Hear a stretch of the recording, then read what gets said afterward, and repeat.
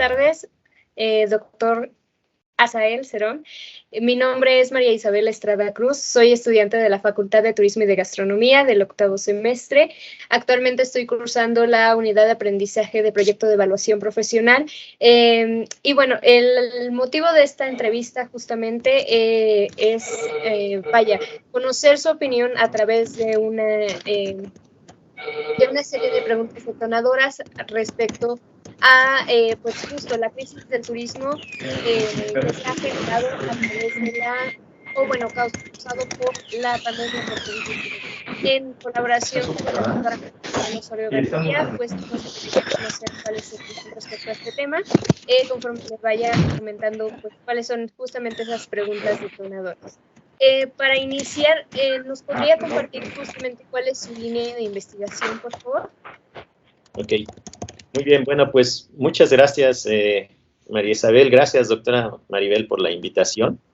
Bueno, al contrario, doctor, gracias a usted.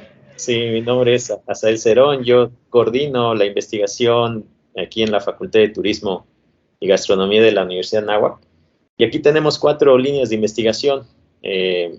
Y una de ellas es la que me encargo de coordinar, que es la medición de la incidencia económica por parte del turismo, o sea, cómo el turismo impacta el ámbito económico de nuestro país. Y entonces ahí de lo que me encargo mucho es de medición cuantitativa. Entonces trabajo la parte de estadística, econometría, modelo, realizo los pronósticos, identifico causalidad, correlación, en fin, y cómo se comportan las diferentes variables del sector.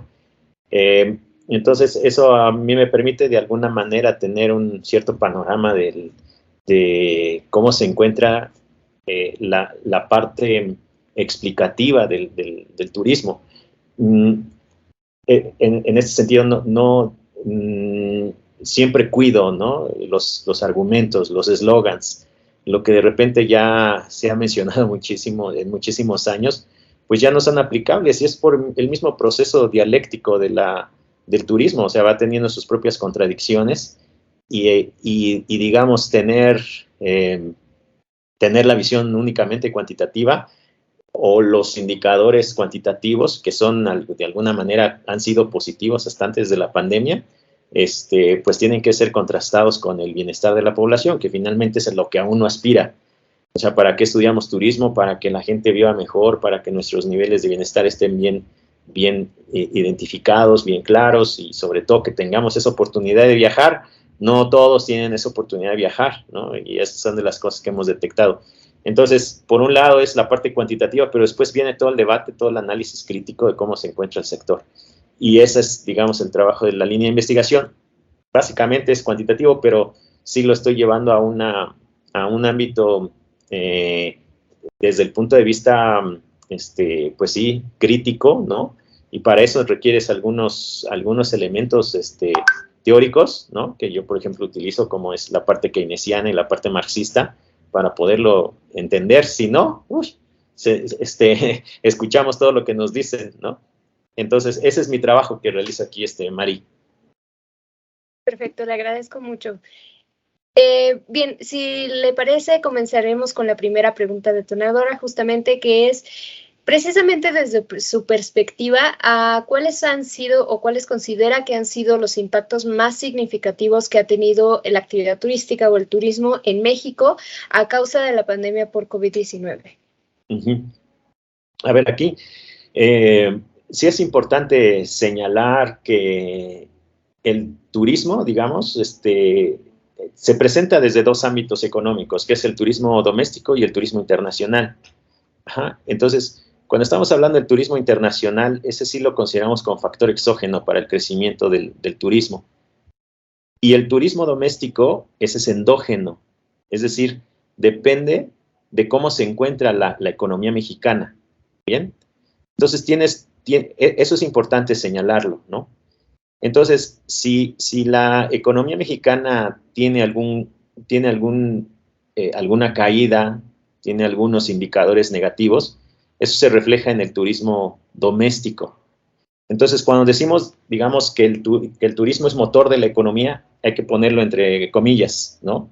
Porque en realidad, cuando nosotros hacemos las mediciones, la variable exógena que dinamiza verdaderamente la economía mexicana es el turismo internacional. Bien, entonces, eso quiero primero enfatizarlo. Ahora, cuando viene el COVID, los dos sectores son lacerados, ¿no? El turismo internacional y el turismo nacional. Entonces, por eso es que la caída es 3 veces más fuerte que la economía nacional. O sea, la economía nacional cayó alrededor del 8% y el turismo cayó el 25%, ¿no? Son 3 veces más, porque son los dos elementos los que están vinculados y hacen que caiga más el sector. Ahora, cuando nosotros empezamos a analizar, o cuando empiezas a analizar cuáles son los factores que originaron la crisis, pues es una crisis de oferta, ¿ok? Eso también hay que señalarlo, no es una crisis de demanda. Entonces, todos de repente no sabemos, ¿no? Hubo una crisis, pues sí, pero ¿cómo se manifiesta? O sea, ¿cómo ves los vínculos, no? Y eso es lo que de repente el sector turístico o la gente no lo alcanza a entender, ¿no?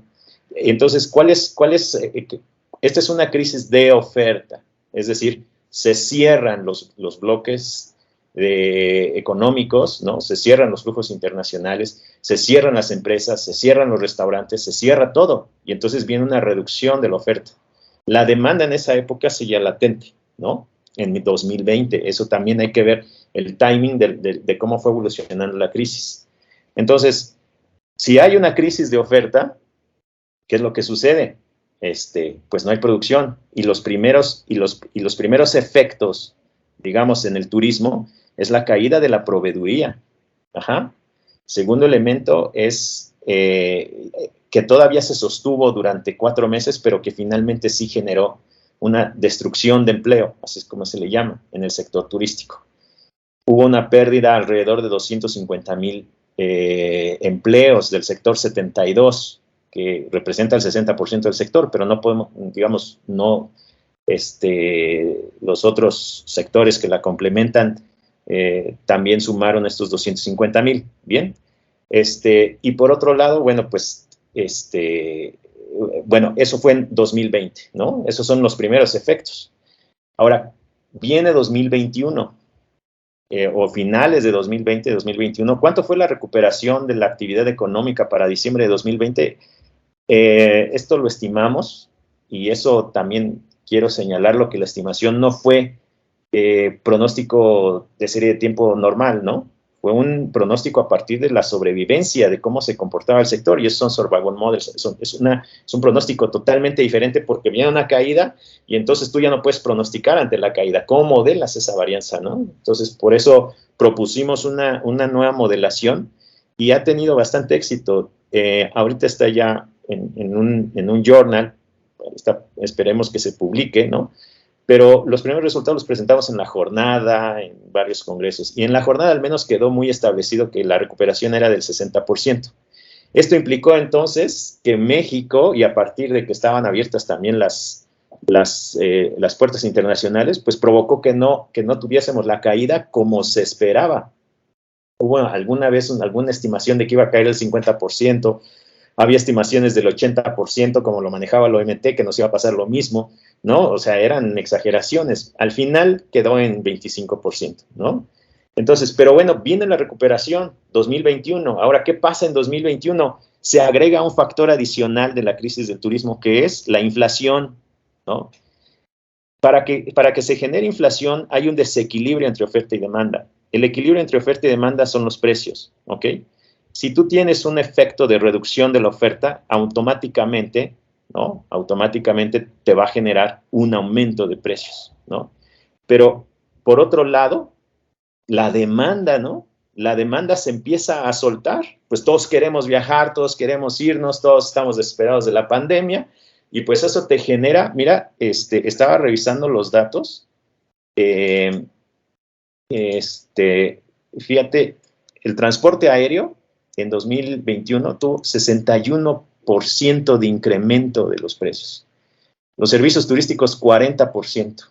Los hoteles, 13%, y el autobús, 5%. ¿Eso qué quiere decir? O sea, los precios en el sector turístico se elevaron mucho más allá del nivel inflacionario que tuvimos el año pasado, que es de 7%, ¿no? Entonces, cierras la oferta, comienza la demanda y ustedes a lo mejor lo perciben, ¿no? Ya se están llenando, no sé, las pizzerías, los restaurantes, ya no hay espacios.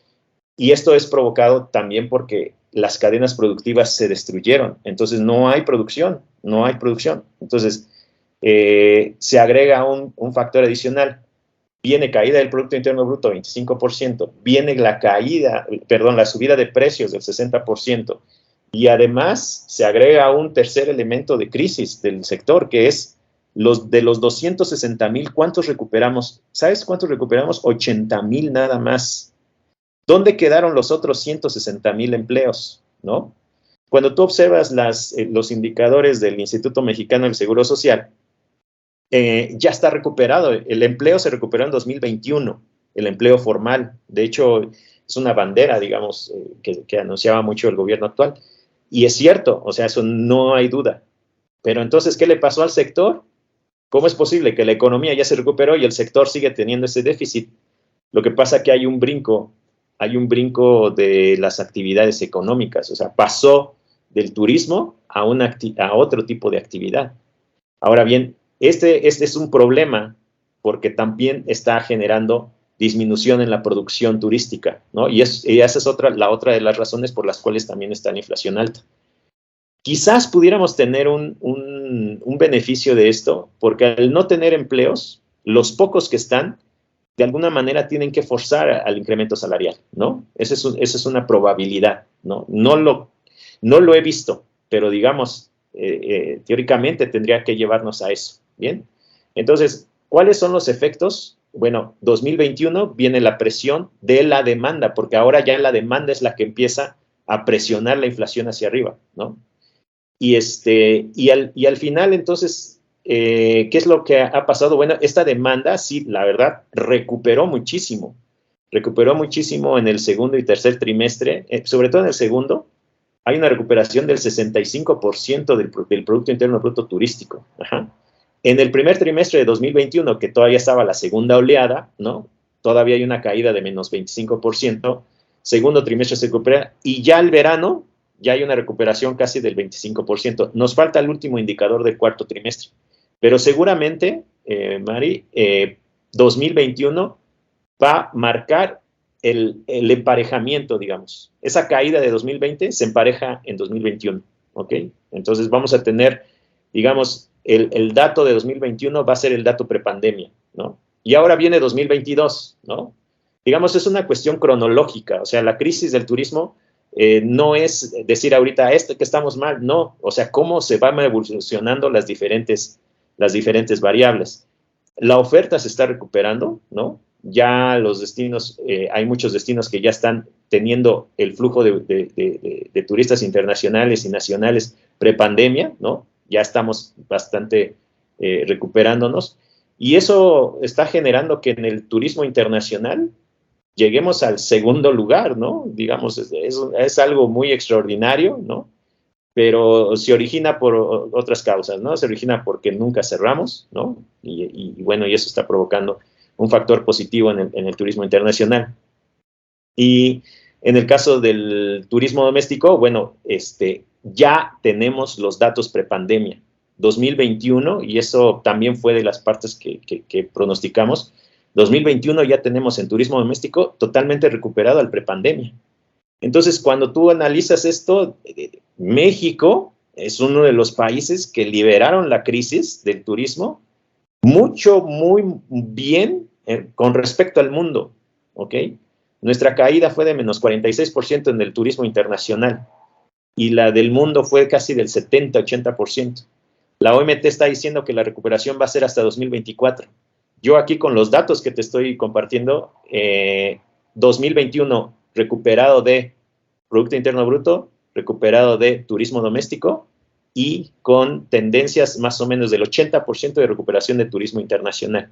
Entonces, digamos, si tú lo comparas, creo que los indicadores van bastante positivos. Ahora, el problema está en el déficit del empleo y ese déficit del empleo se refleja en caída de salarios y entonces, en consecuencia, en un nivel de bienestar más limitado para la gente. Y esto lo confirmamos con la ENIG. Fíjate qué sucedió, este dato es interesante. Solamente había más o menos 40% de los jóvenes, sus papás trabajan en el sector, ¿no? En 2018. Cuando viene la pandemia 2020, se baja al 31%. Es decir, los hijos, al ver quizás un limitado flujo de ingreso a partir del sector turístico, tuvieron que dejar el sector y no seguir lo que hace mi papá, ¿no? Ahí es una cuestión de que entonces se vienen desplazando los flujos de empleo. Ese es uno de los retos que hay que recuperar, ¿no? Entonces, cuando tú me dices cuáles son los efectos más difíciles, creo que son proveeduría y empleo, ¿no? Esos son los que se tienen que cuidar. Ahora, ¿cómo lo vamos sorteando? Seguramente estos 160,000 de déficit ya tienen empleo, porque ya se recuperó. El problema es dónde están, o mejor dicho, la pregunta es dónde están. Y pues deben estar en el comercio, deben de estar en el Avon, en la vulcanizadora, en la venta de Jafra. O sea, porque son estrategias de supervivencia las que tienen que hacer, ¿no? Y esa es, digamos, de las partes difíciles. La otra parte difícil es la capitalización del sector. O sea, fíjate, solamente 1,000 empresas son las grandes empresas, ¿no? Ellas, digamos, son las que acumulan capital. Ajá. Son las que acumulan capital. Y déjame buscar el dato. Hay 786,000 unidades económicas, ¿ok? En el país que se vinculan al turismo. De esas 786,000, solamente 1,000 son grandes empresas. Y bueno, vamos a rescatar 8,182 que son del segundo rango que tienen personas ocupadas entre 51 y 250 personas. Bueno, este tipo de empresas, digamos las grandes, son las únicas que pueden realizar la capitalización por acumulación de capital, es decir, por expansión de capital. Son las que, digamos, pueden expandir, pueden trabajar, pueden generar mayor empleo, etcétera. Pero el resto son las pequeñas, ¿no? Y todas estas trabajan por cuestión de sobrevivencia.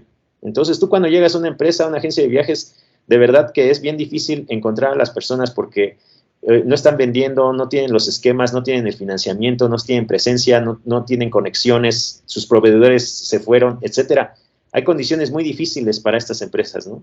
Entonces, ¿qué están trabajando? Prácticamente trabajan a niveles de sobrevivencia. Esto se aumentó con la crisis, ¿no? Con la crisis aumentamos este cúmulo de empresas. Entonces, sumas la falta de cadena productiva y sumas la falta de acumulación de capital o expansión, pues entonces está muy limitado, ¿no? Digamos, las condiciones actuales son las que se están presentando. Bajo estas condiciones actuales se está presentando. Ahora, ¿cuál es la estrategia, no? ¿Cuál es la estrategia que se pudiera seguir?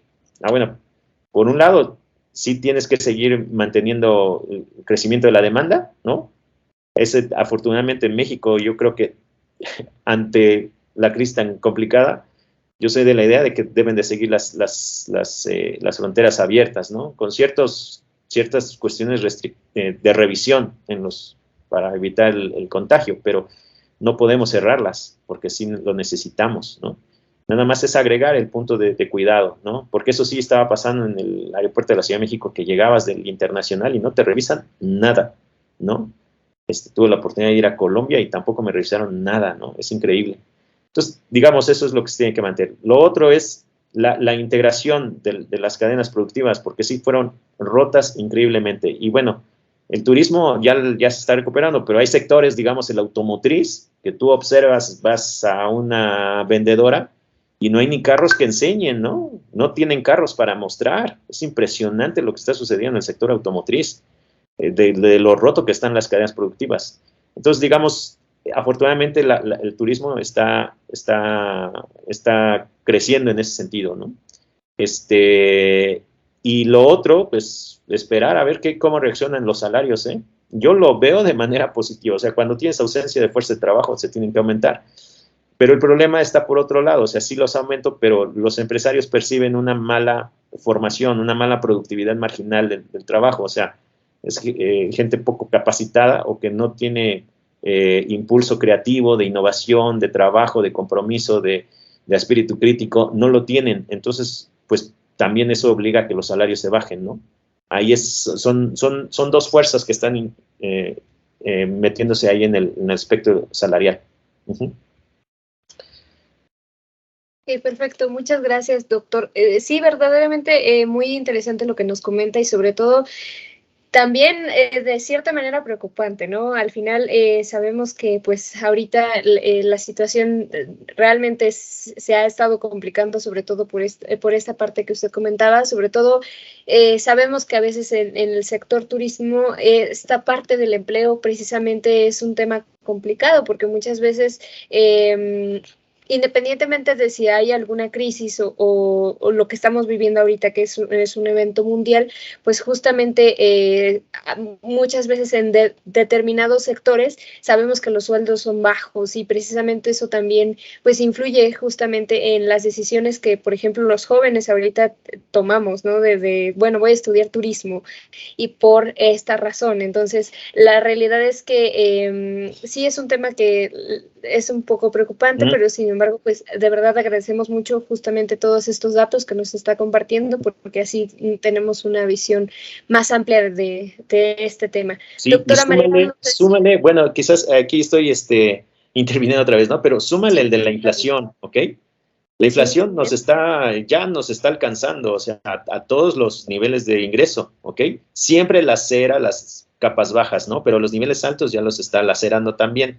Ahora, el punto es, ¿qué tan inelástico es el turismo ante los incrementos en los precios, ¿no? Esa pregunta es interesante. Desde mi punto de vista, y esto también es otra cuestión interesante, el turismo se concentra, el 67% del gasto turístico se concentra en los deciles 9 y 10 de la población, ¿no? Es decir, es la gente que tiene más ingresos y es la gente que decide viajar. No tiene que estar preocupada en comer y en pagar la renta, ¿no? O sea, el turismo sigue siendo un bien de lujo. ¿Quién lo paga? Los niveles 9 y 10, ¿no? Ahora, entonces, a pesar de la inflación, puesto que está el gasto turístico está concentrado en los niveles 9 y 10, es posible que sea inelástica. O sea, el gasto turístico es inelástico al incremento en precios. ¿Qué quiere decir? Que aunque suban los precios, se va a seguir gastando en turismo. Eso es bueno. O sea, sí está golpeando, pero digamos, como la gente de mayores ingresos son los que lo pagan, pues son inelásticos. Entonces se sigue pagando. Afortunadamente, entonces, a pesar del nivel inflacionario en el sector, va a haber gente que te lo va a seguir pagando. Entonces, eso es muy bueno para el sector, ¿ok? Sí estamos teniendo, digamos, los afectados somos los que estamos en las capas bajas, pero los niveles altos se siguen manteniendo, ¿no? Entonces, digamos, estos son los elementos que quiero señalar, Mario. O sea, no es una cuestión absoluta, ¿no? La crisis se tiene que ir separando sus elementos, ¿ok? ¿Qué es la oferta? ¿Cómo va la demanda? ¿Cómo va el turismo doméstico? ¿Cómo va el turismo internacional? ¿No? Eso es lo que quiero yo transmitirte, ¿no? O sea, sí estamos mal, pero hay ciertos elementos y esto de la inflación sí nos pega, pero no necesariamente en el gasto turístico.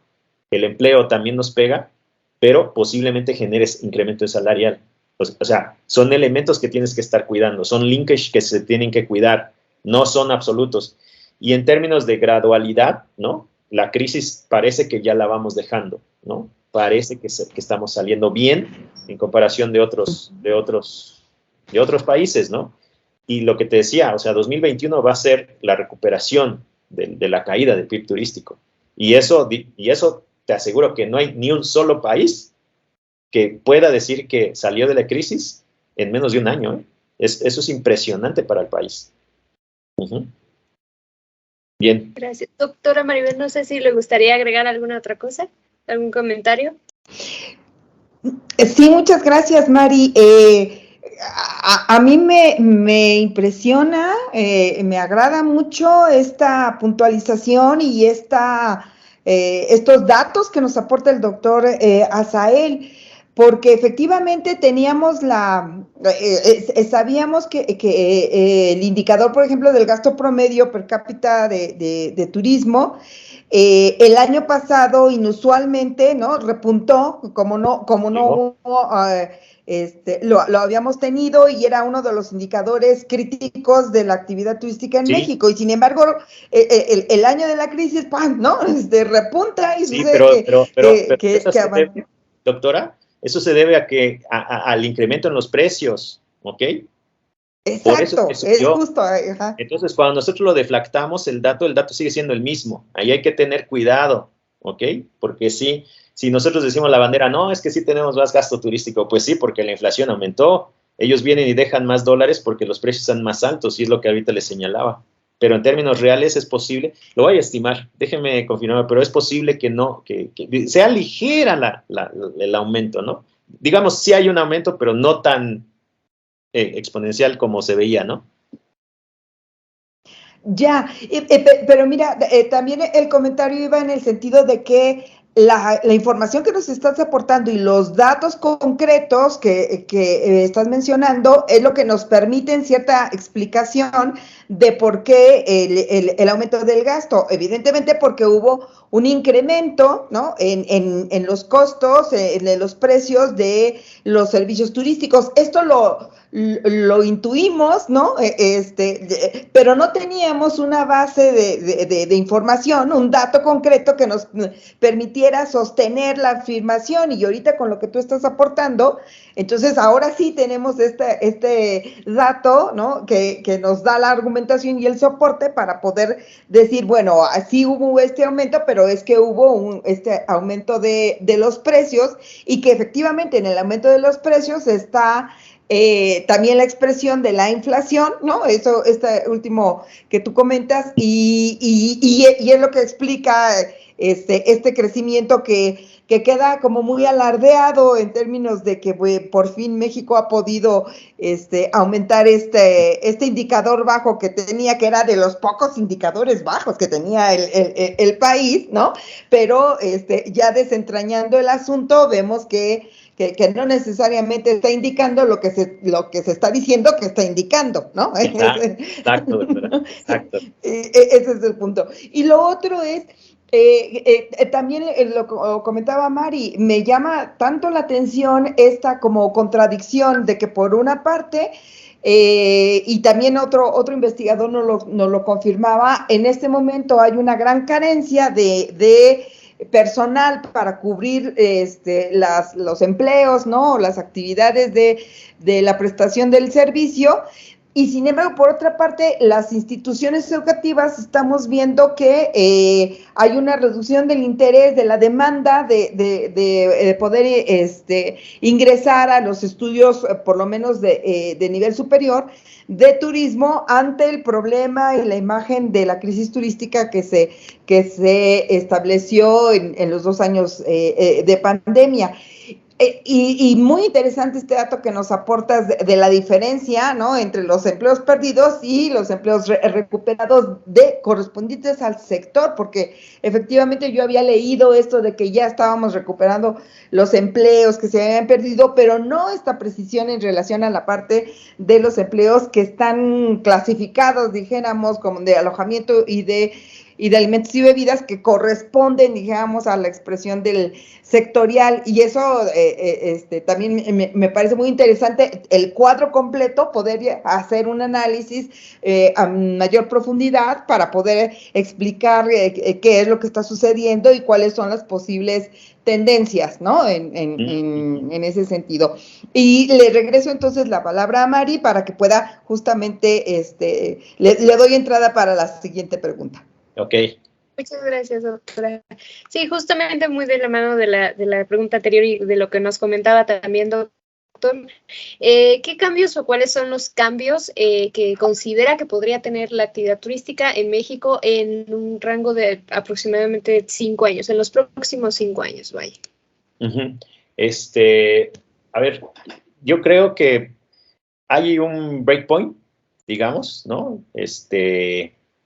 Sí hay un cambio, ¿no?, de conciencia, ¿no?, del turista en términos de demanda. Esto es lo que quiero señalar. En términos de, también vuelvo a separar, digamos, el análisis, ¿no? En términos de demanda, Yo creo que van a continuar estas tendencias hacia el mercado local, ¿no? Dentro de la economía keynesiana, siempre se ha buscado que se cuide la economía local, el mercado interno, ¿no? Y yo creo que en el turismo eso nos va a pasar. ¿Para qué? Bueno, pues para fomentar, ¿no?, ese gasto en las comunidades, ¿no?, ese crecimiento económico en las comunidades para poder fortalecer el bienestar. Y los segmentos que ya se mencionan mucho, pues es el de naturaleza, ¿no?, el de quizás de cultura, ¿no?, porque son los atractivos domésticos. Y hay un tercero que sí nos ha llamado la atención, que es el del turismo gastronómico, ¿no? El turismo gastronómico sí tiene que crecer y hay ciertas tendencias. En 2 estudios que hicimos, uno que es el de gastronomía distintiva, ya vimos que el efecto es positivo en la atracción de turistas en pueblos mágicos, ¿no? Y esto demuestra, digamos, lo que te estoy señalando, o sea, el crecimiento del turismo doméstico. O sea, es gente que va a ir a pueblos mágicos, ¿no? Y eso ya también en 2020 lo analizamos y vimos que era el crecimiento donde se tenía que dar. Y en otro estudio que hicimos, que es con redes sociales, ¿no?, Big Data famoso, que es identificar cómo se están comportando los Twitters en las redes, cómo se están identificando Twitters de gastronomía.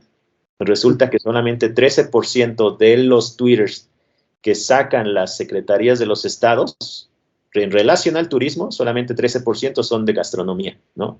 Entonces, parece que hay un interés, pero al momento de fomentarlo, al momento de promocionar, no lo están haciendo, ¿no? Entonces, ahí yo creo que sí es necesario hacerlo. Ahora, ¿por qué? Porque el país tiene que sacar sus mejores dotes, su mejor potencial, su mayor vocación, ¿no?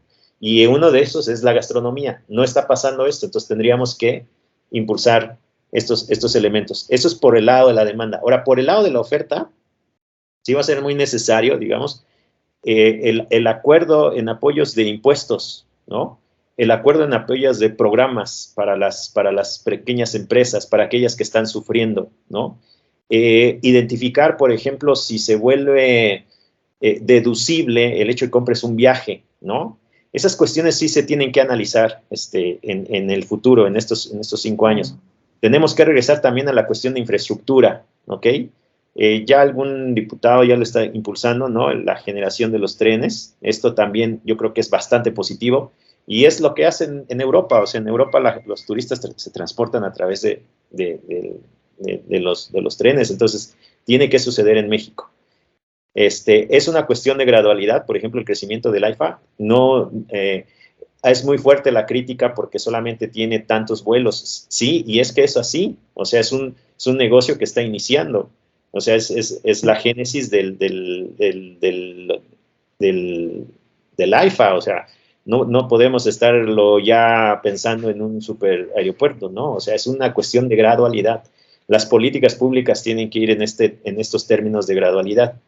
Y por otro lado, entonces, también la política turística tiene que ir identificando qué es lo que vamos requiriendo, ¿no? Ahorita yo te lo fui señalando, digamos, cronológicamente, 2020, 2021, porque esos eran los fenómenos. O sea, 2020 fue oferta, 2021 genera demanda y ahorita la consecuencia, pues, es el nivel alto de inflación. Que quiero hacer un paréntesis, ¿no? Quiero hacer un paréntesis respecto a esto de la inflación. No es México el único que la está sufriendo todo el mundo, porque es una reducción de oferta, ¿no? Y hay niveles, digamos, en Argentina, en Venezuela, en los países europeos del oriente, bueno, digamos, los niveles inflacionarios son muy altos, o sea, 50, 40%. O sea, cuando tú escuchas que México solamente tiene 7.8, es verdaderamente salvable, ¿no? Y como te decía, como el origen es de oferta, entonces las decisiones de Banco de México no están siendo positivas, porque incluso aumentaron la tasa de interés. Yo ahí sí tacho esa decisión, porque las tasas de interés te limitan el consumo y te limitan la inversión. Se tenían que disminuir, se tenían que mantener, o si no disminuir, al menos al mismo nivel de 2021. Y eso no sucedió. Entonces, ¿qué es lo que se está planteando ahorita? Una especie de pacto de estabilidad económica, como el que se dio con Salinas. Y eso podría ser, entonces, en los próximos 5 años, un pacto de estabilidad económica. Cierro el paréntesis económico, ¿no? Pero ahora lo llevo al ámbito turístico. Necesitas un pacto de estabilidad de precios, un pacto de estabilidad entre las agencias de viajes, entre los operadores, ¿no? No vamos a subir, nos vamos a mantener. Pero eso es una cuestión de decisión heterodoxa, ¿no?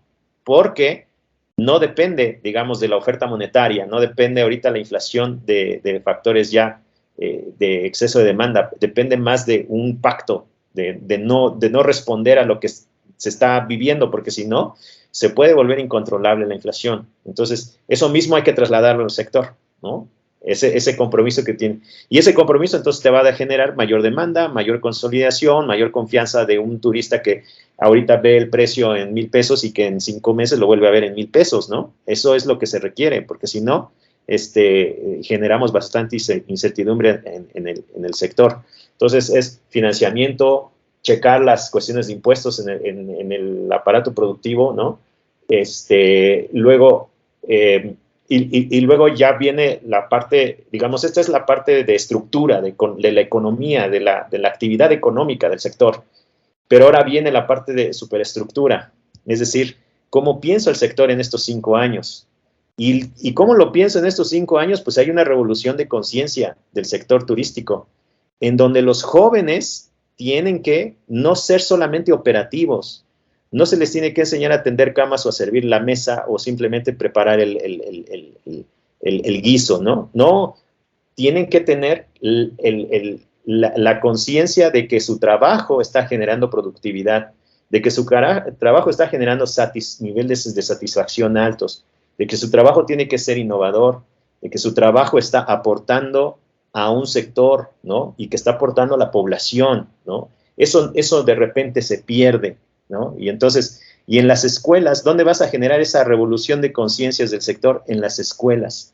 Las escuelas tienen que ser los que hacen el pensamiento crítico a los jóvenes. Y entonces me vas a leer este artículo, me vas a leer cómo está tu sector trabajando, me vas a leer cómo se está distribuyendo la riqueza, que es el otro elemento que es importante.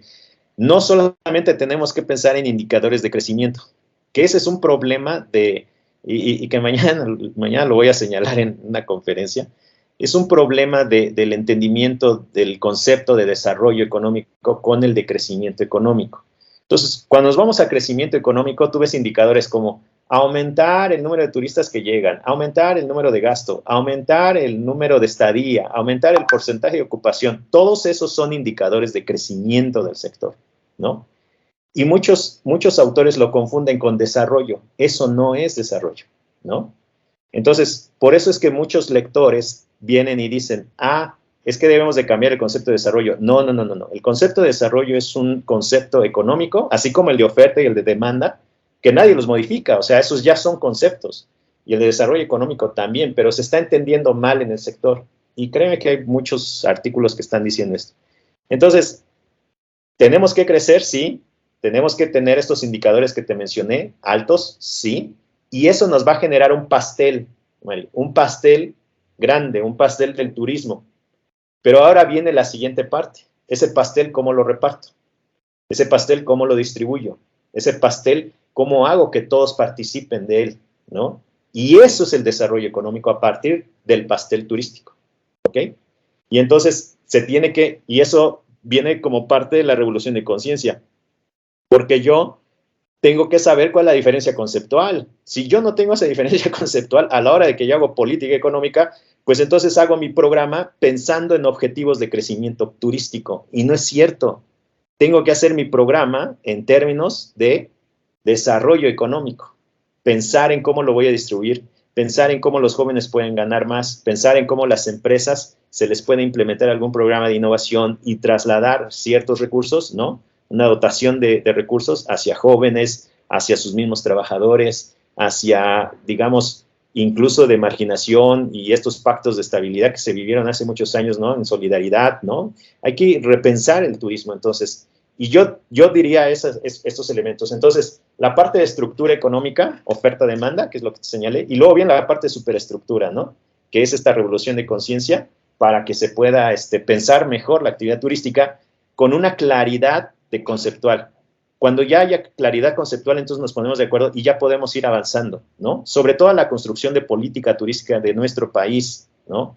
A la construcción de una política lógica de lo que necesitan las diferentes comunidades. ¿Necesitas potencial? Sí. Ah, bueno, innovación. Oye, tú ya tienes la vocación per se. Ah, bueno, entonces tú necesitas demanda. Ah, ok, bueno, yo necesito promoverme. Ah, bueno, no, yo lo que veo es que hay una desorganización en mi lugar y necesitamos cadenas productivas. Ok, pero vas identificando los diferentes problemas y con eso se va construyendo la política turística más integradora. No en el sentido, vuelvo a señalar, de indicadores de crecimiento económico. Porque así estamos, ¿no? Queremos ser el número 5 de turistas internacionales y de verdad eso nos genera mayor desarrollo. No es cierto, no lo genera, ¿no? Quiero traer más turistas. ¿Y por qué no los que tienes haces que gasten más y ese gasto lo distribuyes correctamente en la comunidad, ¿no? Entonces, hay que repensar eso.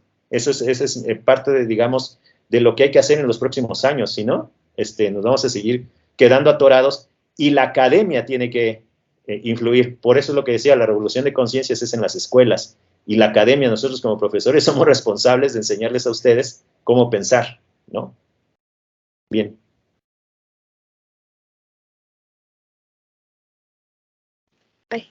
¿Le gustaría agregar algún comentario, doctora, respecto? Perfecto. Le agradezco mucho, doctor.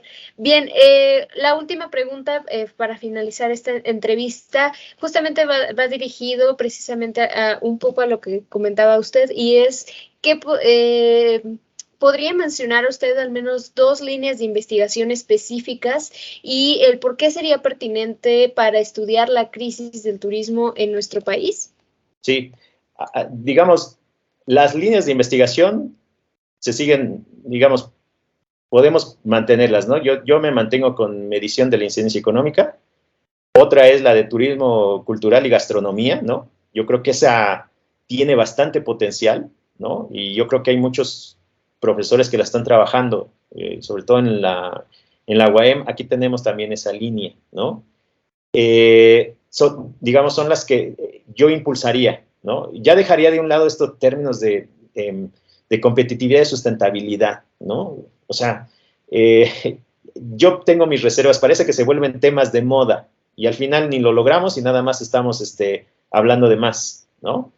La competitividad y la sustentabilidad se van a lograr precisamente, esos están aquí, se van a lograr cuando tú identifiques las políticas claras, ¿no? Por ejemplo, lo que ahorita te señalaba, si creamos una política de distribución del ingreso turístico, entonces mantienes la sostenibilidad del sector, ¿ok? Y cuando estoy hablando a lo mejor de mejor cultura, mayor gastronomía, también logras competitividad en el sector. Entonces, de repente estamos aquí y aquí debatimos qué son los conceptos, etcétera, cuando no estamos viendo la parte de estructura económica. Y eso sí, yo invitaría a muchos a estudiar lo que es la estructura económica, lo que es una superestructura, porque si no lo sabemos, también hay un problema ahí de definición científica. Yo considero que la principal ciencia, entonces tu principal línea de investigación que debería fortalecer el análisis turístico es llevar los conocimientos de la ciencia económica al análisis turístico, ¿no? A lo mejor aquí estoy siendo muy de mi propia formación o de mi propio origen, ¿no?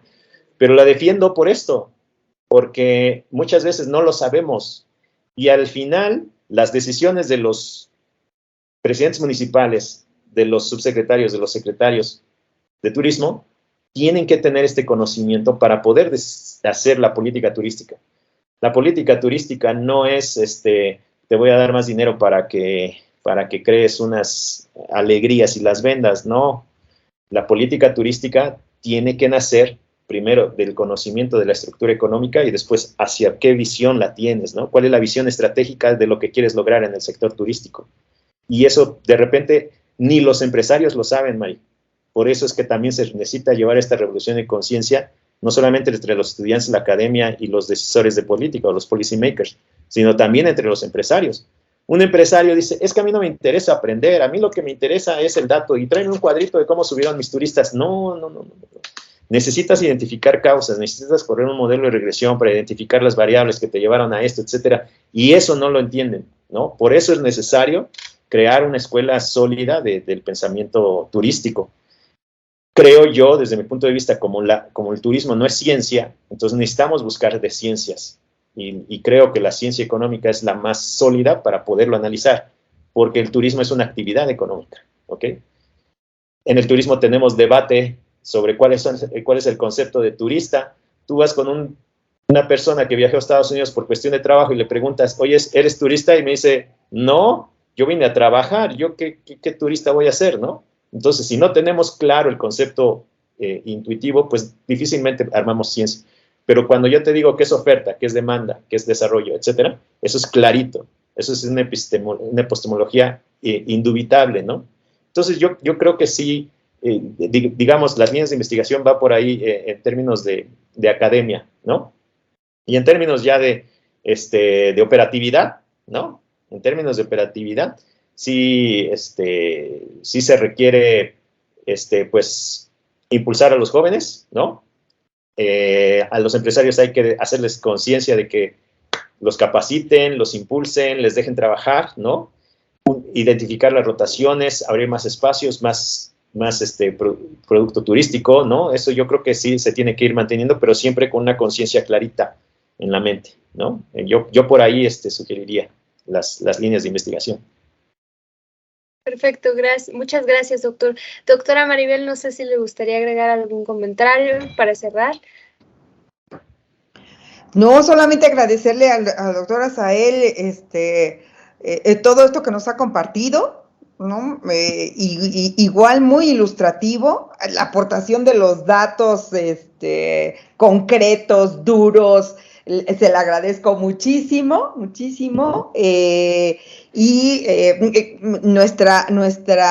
nuestro compromiso es estar compartiendo con los investigadores que están aceptando estas entrevistas los resultados para poder generar un ejercicio de retroalimentación y de diálogo sobre todas estas aportaciones. Doctora Asael, muchísimas gracias. Sí, yo creo que eso, doctora, que acaba de señalar es muy importante. O sea, si ustedes están con esta iniciativa de identificar qué piensa la academia, ¿no? Uh-huh. Y después tratarla de alinear, ¿no? Y alinearla en la decisión, en el policy maker, en la parte de superestructura. Ya después, si a mí me encantan los modelos econométricos, pues ya aplicaré mi modelito econométrico en el estudio de caso de Tlaxcala, si existe, ¿no? Pero sí tener clarito lo que queremos en visión estratégica de nuestro turismo en México, ¿no? Y yo creo que esa sería una aportación extraordinaria de su trabajo, ¿no? Entonces, para que ahí coincidamos, Doc, ya después nos diferenciaremos en todo lo demás, pero tenemos la visión del bienestar, ¿no? Del bienestar de las poblaciones a través de ciertas condiciones de política, ¿no? Yo creo que sí lo podemos, bueno, lo pueden lograr, ojalá y ahí quede en el tintero, Doc, ojalá y se pueda concretar. Gracias, sí, la idea es poder estar identificando en consenso, ¿no? Estas prioridades, como la que tú estás señalando, que yo estoy convencida que lo que tú señalas forma parte de estas prioridades, porque en ese sentido podemos hacer confluencia de esfuerzos, ¿no? Uh-huh, e ir empujando y dirigiéndonos en un sentido con mayor fuerza. Porque viene la otra que pregunta, o bueno, el otro elemento que siempre hemos discutido, bueno, yo lo he expresado con usted, que es que parece que el sector no es escuchado en las decisiones de política nacional, ¿no? Pero ¿por qué no es escuchado? Pues porque estamos perdidos en congresos. Así es, dispersos. La academia está dispersa, o sea, hay que reconocerlo, ¿no? Y esa es una autocrítica fuerte y lo tenemos que reconocer. Entonces, pues no nos van a hacer caso mientras sigamos así de dispersos y sin claridad. Luego nos estamos peleando con conceptos que ni son claros, ¿no? Entonces, ahí hay un problema que tenemos. Por eso no nos escuchan. Pues esperamos nosotros poder estar contribuyendo con nuestro granito de arena, ¿no? Listo. En ese sentido. Muy bien. Muchas gracias, Asael. Muy gentil. Me despido, entonces. Bueno, pues. Sí, de nuestra parte también sería todo. De verdad agradecemos muchísimo todos los datos que nos compartió y la información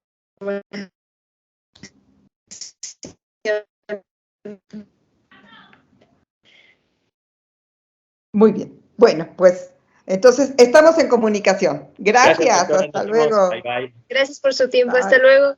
Hasta luego.